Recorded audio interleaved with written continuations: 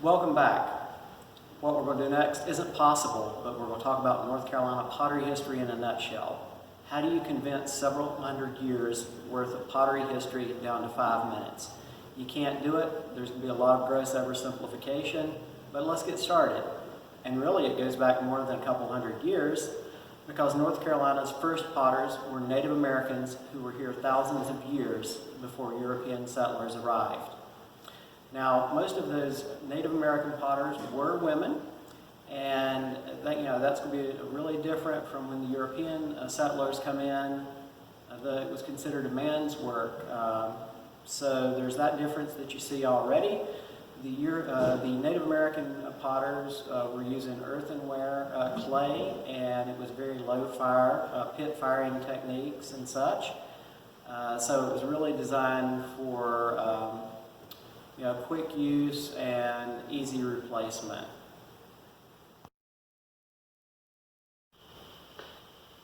The Moravians were some of the first European settlers and potters to reach North Carolina. In around 1753, they shifted down from Pennsylvania to Bethabara, which is on the north side of what is now Winston-Salem. The Moravians were well known for their earthenware pottery. It was fired at a relatively low temperature, but still higher fired than, say, the Native American pottery was. And in addition to the Moravians, not long after they started settling this area, you had English and German settlers coming into the area as well. Again, a lot of that early pottery was earthenware. And if you note in the case, some of these things have very nice, colorful decorations. Reddish clay, colorful decoration, which looked great and all, but it has some issues because they're lead glazed. And even as early as 1785, the Philadelphia newspapers were noting that lead glazes were a problem for one's health. So what we're going to see in the 1820s and 30s is a transition from that early Moravian-style pottery with earthenware to stoneware. And there are some advantages and disadvantages. With the earthenware, you got these really nice colors and decorations, but it was poisonous. Earthenware also tends to be a bit more brittle and more easily damaged. Stoneware, higher fired and more durable. Also, the earthenware clay was closer to the surface of the ground, so it was easier to mine out, although it did have more impurities. Stoneware you find deeper in the ground, and it tends to have less impurities. So, moving on. Now, it's important to keep in mind that a lot of those European settlers who were creating pots, for the most part, they weren't solely potters. Most of them were actually farmers who made pottery in their spare time and over the winter as supplemental income. I'm standing right now in front of a collection of stoneware pots. If you'll remember, just a few minutes ago, we were talking about earthenware and stoneware and the transition from earthenware to stoneware. Now, one of the things that's important to remember about all pottery is that it was designed to help with the transport, storage, preservation, and serving many times of some sort of food or other needed necessity. Now, again, in the 1820s to 1830s, you see this transition to stoneware, which is more durable, higher fired. Now, it's not quite as colorful as some of that earlier Moravian ware, but these glazes were very durable glazes that they were using. Two of the most famous, salt glaze, which was used down in the Piedmont area of North Carolina, which is where the Pottery Center is located, and alkaline glaze, which was used up in the Catawba Valley region. Salt glaze is exactly what the name implies. At a certain point during the firing, they introduce salt into the kiln. The salt vaporizes and adheres to the pieces of pottery, creating a very nice sheen. Now, alkaline glaze uses clay, minerals, pulverized glass, and those sorts of things, and creates a little bit of a different look and feel to the glaze. Now, why the difference? Well, down here in the Piedmont, the salt glaze was more common, which was great, but the potters had to have a source of income in order to pay for the salt, because salt at that point in time was not the cheapest thing in the world.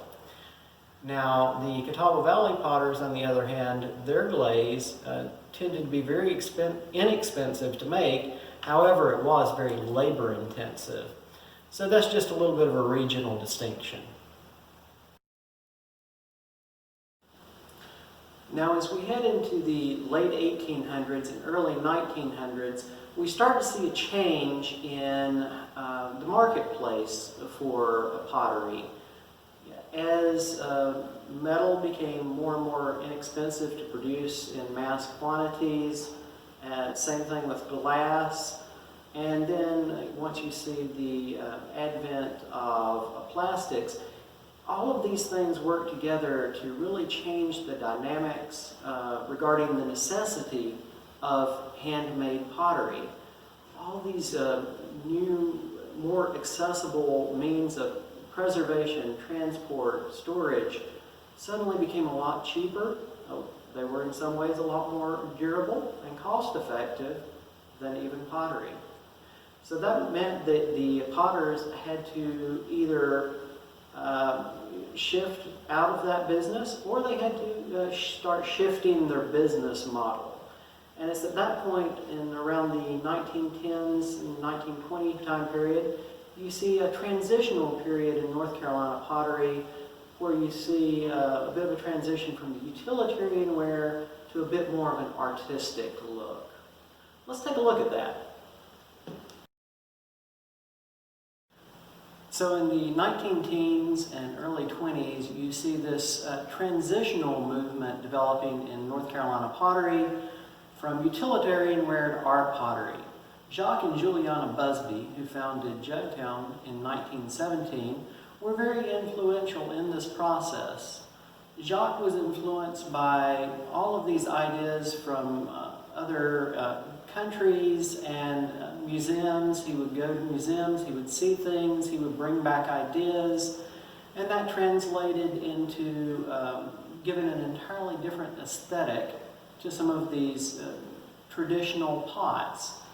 And there developed a number of art potteries throughout North Carolina, and they produced some of this wonderful work that you see behind me. You see the whole range of colors. A lot of these earlier transitional ware and art pottery pieces are in fact earthenware, and you see again a bit of a transition over time from earthenware to stoneware. But you also see a lot of color. Again, some of these early glazes were lead-based. Now, with the early art pottery, some of it was certainly designed for use and utilitarian wear, but if you look behind me, you can see that there are a lot of pieces that were obviously designed more for a decorative and aesthetic appeal. Now, at the same time, you had these traditional potters who were transitioning to more of an art pottery feel. You also had the development of something else here in North Carolina. The John C. Campbell Folk School started up, as did the Penland School of Crafts. Both of those things started in the 1920s. Additionally, in the 1920s, NC State University became the first university to offer a ceramic engineering program. And then running from around 1933 to maybe 1955 or 56, you have Black Mountain College. So between Black Mountain College, Penland, and the John C. Campbell Folk School, you have all of these really great, more academic approaches to pottery and making of pottery and the techniques for making pottery. So you have kind of two things running simultaneously here, and they both yielded some great and interesting results.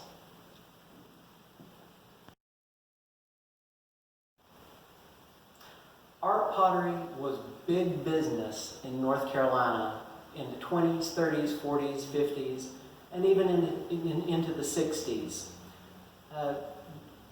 Potteries like J.B. Cole, A.R. Cole, Smithfield, Royal Crown, some of these were around for longer than others, but they all did really great business during this time period because there was such a high demand for the wares that they were producing. At the same time, those schools that I mentioned previously, John C. Campbell, Penland, they were also doing very well. Now, as time passed, some of these art potteries started to fade out a little bit. You see a bit more of a resurgence in the 1970s with the country's bicentennial coming up.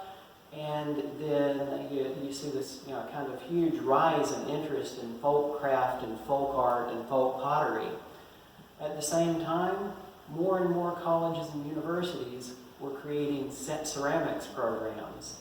So between the success of schools like Penland and John C. Campbell and all of these other colleges and universities that started offering ceramics programs, you really start to see the rise of contemporary ceramics here in North Carolina that paved the way for the potters that you see here working in the Seagrove area today, and not just across the Seagrove area, but across the state as well. Here in North Carolina now, the Seagrove area is still certainly a large hotbed of ceramic and pottery activity, but you also see areas of activity, strong activity, up in the Asheville area and the Penland area still. We have hundreds of potters across the state. We hope you'll come here and learn more about the history of pottery in North Carolina and about potters across the state. I said we will do this in 5 minutes. Obviously I lied because we are over 5 minutes by probably several minutes. Thank you for your forbearance. And next thing we'll be talking about in the next video segment is wild clay.